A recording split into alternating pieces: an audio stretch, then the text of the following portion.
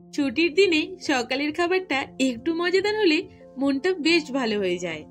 আর সেই খাবারের তালিকায় বাঙালি চিরপরিচিত ঘুগনি লুচি কিন্তু প্রথমেই জায়গা দখল করে নিয়েছে। হাজারো রেসিপি থাকুক, কিন্তু এই লুচি ঘুগনির স্বাদ ভোলার মতো নয়। তবে বহু জনের বাড়িতে বহুবার এই লুচি আর ঘুগনি খেয়েছি, প্রত্যেকটি বাড়ি আলাদা আলাদা টেস্ট পেয়েছি। তাই অনুরোধ রইল আজকের এই রেসিপিটা দেখে বাড়িতে একবার বানানোর জন্য। আশা করছি তোমাদের সকলের ভালো লাগবে। তার জন্য দুটো বড় সাইজের আলু নিয়েছি। ওই আলুগুলোকে এবার বড় বড় টুকরো করে কেটে নিচ্ছি। অনেক সময় ঘুগনিতে ছোট টুকরো টুকরো আলু দেওয়া হয়, কিন্তু এইভাবে বড় বড় করে আলু দিয়ে একবার বানিয়ে দেখো, একেবারে দোকানের কেনা ঘুগনির মতো টেস্ট হবে। আলুগুলোকে ভালো করে ধুয়ে নিয়েছি। এবার প্রেসারে দিয়ে দিতে হবে সিটি।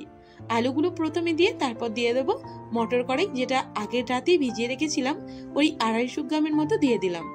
এবার পরিমাণ মতো লবণ, হলুদ আর গোটা গরম মশলা দেব। এটা দিলে কিন্তু টেস্টটা হয় অভাবনীয়। আর জলের পরিমাণটা এমন দিতে হবে যাতে করে প্রত্যেকটা কড়াই ডুবে যায়। ব্যাস, এবারে ওই 3টের মতো সিটি দিয়ে দিতে হবে। তারপর 5 মিনিট রাখলেই রেডি কড়াই সেদ্ধ। তৈরি করে নেব ঘুগনির জন্য মশলাটা। আর তার জন্য অল্প একটু আদা, একটা বড় সাইজের পেঁয়াজকে টুকরো করে কেটে নিয়েছি, আর দিয়ে দেব কয়েকটা টুকরো রসুন। আর এখানে কাঁচা লঙ্কা দিচ্ছি। তোমরা কিন্তু চাইলে শুকনো লঙ্কাও এইভাবে জলে দিয়ে বেটে নিতে পারো, সেটাও কিন্তু কালারটা বেশ সুন্দর হয় আর খেতেও বেশ ভালো লাগে। আর পেঁয়াজটা এখানে একটাই দিলাম, কারণ বাটা মশলা অল্প দিলেও মনে হয় অনেকটা দেয়া হয়েছে। আর 3টে সিটি দেওয়ার পর আমি 5 মিনিট নামিয়ে রাখলেই একেবারে সুন্দর করে আলু আর মটর সুন্দর সেদ্ধ হয়ে যাবে। কড়াইতে সাদা তেল দিয়েছি, আর ফোড়নে দিচ্ছি জিরে, শুকনো লঙ্কা, তেজপাতা। তোমরা কিন্তু চাইলে এখানে সাদা তেলের পরিবর্তে সর্ষের তেলও দিতে পারো। আর দিচ্ছি টমেটো একটু বড় সাইজে। মটর আর আলু সেদ্ধ করার সময় দিয়েছিলাম নুন আর হলুদ, তাই ওই দুটো জিনিস দেওয়ার সময় একটু পরিমাণটা বুঝেই দিও। দিয়ে দিলাম লঙ্কার গুঁড়ো আর একটু চিনি। চিনি যে কোনো তরকারিতে দিলে স্বাদের ব্যালেন্সটা সুন্দর চলে আসে।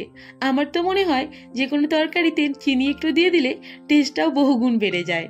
এই মশলাটাকে 5-7 মিনিট হাতে সময় নিয়ে বেশ সুন্দর করে ভালো করে ভেজে নিতে হবে। আর উপর দিয়ে কি সুন্দর তেলও ছেড়ে দিয়েছে। আগে থেকে যে মটর আলুটা সেদ্ধ করে রেখেছিলাম ওটাও ঢেলে দিলাম। আর অল্প মশলায় করেছি বলে কেউ বুঝতে পারবে না, খেতে কিন্তু বেশ চমৎকার হয়। এভাবেই এখন 5-7 মিনিট ঢাকা চাপা দিয়ে সেদ্ধ করে নেব। আর সেদ্ধ হয়ে গেলে ওপর থেকে দিয়ে দেব ধনেপাতা কুচি কাটা। তোমরা কিন্তু চাইলে কাসুরি মেথিও দিতে পারো বাড়িতে না থাকলে। কাসুরি মেথি দেওয়ার সময় অবশ্যই কিন্তু ফোড়ন দেওয়ার সময় দিয়ে দিও, ওতে করে টেস্টটা কিন্তু দুর্দান্ত হয় আর একটা অন্যরকম স্বাদ হয়। আর দিয়ে দিলাম একটু গরম মশলা। ব্যাস, ঘুগনি রেডি। তোমরা চাইলে কিন্তু জলের পরিমাণটা কম বেশি দিতেই পারো, যেমন খাবে আর কি তোমরা। আর এর সঙ্গে গরম গরম লুচি না হলে কেমন হয় বলো তো? তার জন্য গরম গরম কয়েকখানা লুচিও ভেজে নেব। লুচি আর ঘুগনি এই দুই কম্বিনেশন কিন্তু আজকের নয়, বহু দিনের, বহু কালের আর বহু যুগের। তবুও কোনো দিন পুরনো হবে না। আর তোমাদের লুচির সঙ্গে ঘুগনি নাকি অন্য কোনো তরকারি ভালো লাগে সেটাও জানিও। লুচির সঙ্গে কিন্তু ঘুগনির পাশাপাশি আলুর দম, আলু কষা, সাদা আলুর তরকারি সমস্ত কিছুই বেশ ভালো লাগে, কিন্তু ঘুগনির সঙ্গে লুচিটাই বেশ ভালো লাগে, তাই না? তোমাদের কোনটা ভালো লাগে অবশ্যই জানিও। আজকের এই রেসিপিটা তোমাদের কেমন লাগলো সেটা কিন্তু অবশ্যই কমেন্ট করে জানিও। আর ভালো লাগলে একটা লাইক করে দিও। পাশে থাকার জন্য অবশ্যই কিন্তু চ্যানেলটাকে সাবস্ক্রাইব করে দিও।